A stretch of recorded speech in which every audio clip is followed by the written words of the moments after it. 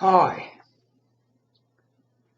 I'm a retiree, 28 years retired, and as I've said in my other videos, I took voluntary redundancy at 59 and I'm now 87. I've probably spent 50 years of my life seeking what you might call self-knowledge, asking myself the question, what's it all about, Alfie? And it wasn't until I was 50 years of age that I really found out in a very general way. Now, I went along to a thing called a rebirthing session. Now, as a retiree, you might not have heard of this before, but it's actually where you are taken back to the time you are born. It's done by a form of, I could say, self-hypnosis perhaps. Whatever it is, it worked with me. And I was taken right back to the time I was born. And at that time, at 50 years of age, I learned for the first time that I'd been born for a purpose. Now, what's this got to do with you as a retiree? You've lived your whole life working. You might have been not much into introspection, but now you are retired. And now you have all this time, all this freedom.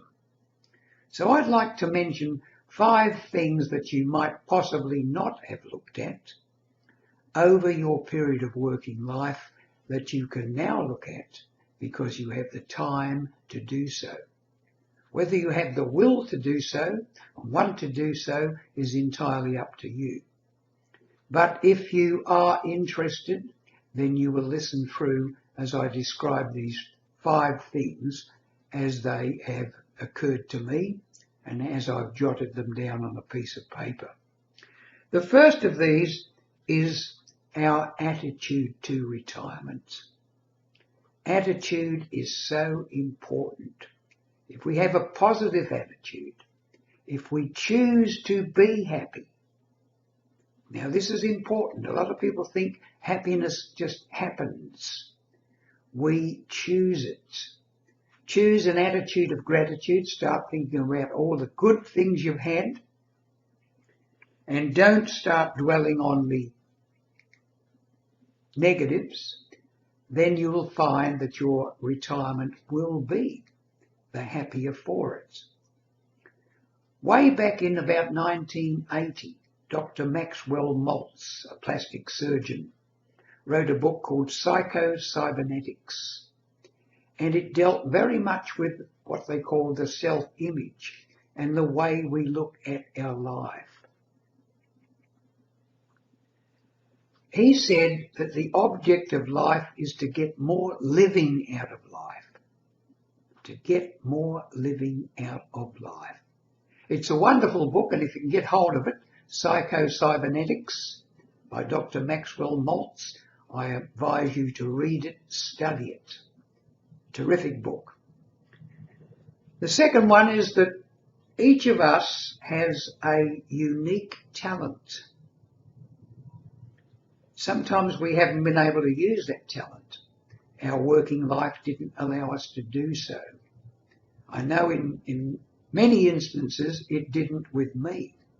So I took my talent and developed my talent outside of working hours. When I was on shift work, when I was off shift, if I was on the afternoon shift, in the morning I would write. And I developed the ability to be able to write and write well. I know that sounds vain, but I have won the odd prize in writing skills, so I know I have that talent. Another talent I developed was the being able to speak, as I'm doing so now, off the top of my head into a microphone. These are communicative talents which help us a lot. I advise you to do the same. Develop your communicative skills no matter how old you are, because life is worth living and lifelong learning gives us the motivation to keep on learning and to keep on living. What's the next one? Take your mind off you. When we retire, we know we're probably not in the peak of health. But one of the worst things you can do, and you see it a lot, is old people sitting around talking about their ailments, talking about my arthritis, blah, blah, blah, won't give me any peace. I went to the doctor, yes, I had an operation. When you keep dwelling on those sort of things, you attract to yourself more of the same. The law of attraction does work. It works on what we think about. The more we think about something, the more we draw that something, whatever it might be, into our lives. So don't talk about your illnesses and your ailments. You know what you've got. Just keep them between you and your doctor or between you and your specialist. You don't have to tell your friends up the street, because when you do that, you are focusing on the negative. You're focusing on your bodily ailments, and you bring more of that to you. Might sound far-fetched, but the law of attraction is immutable. It works. Okay. Socrates said, the unexamined life is not worth living. Have you ever sat down and thought to yourself, what's it all about? There is a saying in the Christian Bible, seek and ye will find. You will find, gradually. Gradually it will unfold for you what your life is all about if you want to find out, if you're willing to find out. And the finding out is good. It keeps you developing, it keeps you motivated, and it probably keeps you living longer. Maybe that's why at 87 I'm still going strong. 28 years retired, a long time.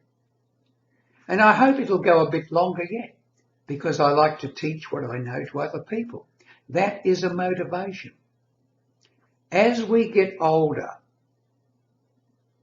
we either become old fools or we become wiser. I hope you're not an old fool. A lot of people try to get away from life, escape from it, into television shows and so forth like that, spending their life in sedentary something, creating nothing for themselves, having little joy. We make our own joy, we make our own fun, and we do it with having a sense of adventure. Think of yourself as a never-ending being. Don't think my life's coming to an end. Oh, it's terrible. Look. Your physical body might be coming to an end, but you will not. You are an immortal soul. If you believe that, and I do, it puts a different perspective on things, makes for a much happier life. So what else have we got here jotted down? Intention. As I said, we all have a unique talent. That talent can be used to help other people. There's great joy in being able to do something we really love what we do, and doing it because we love it for other people, providing a service which other people want or perhaps need, or at least in our mind we think they might want or need. I hope you got something out of this particular video, and I know it sounds a bit new age, but that's the way I am. I hope that you have a long, happy retirement and use your unique skills, have an attitude of gratitude, feel our life good is, focus on the good, and I wish you well.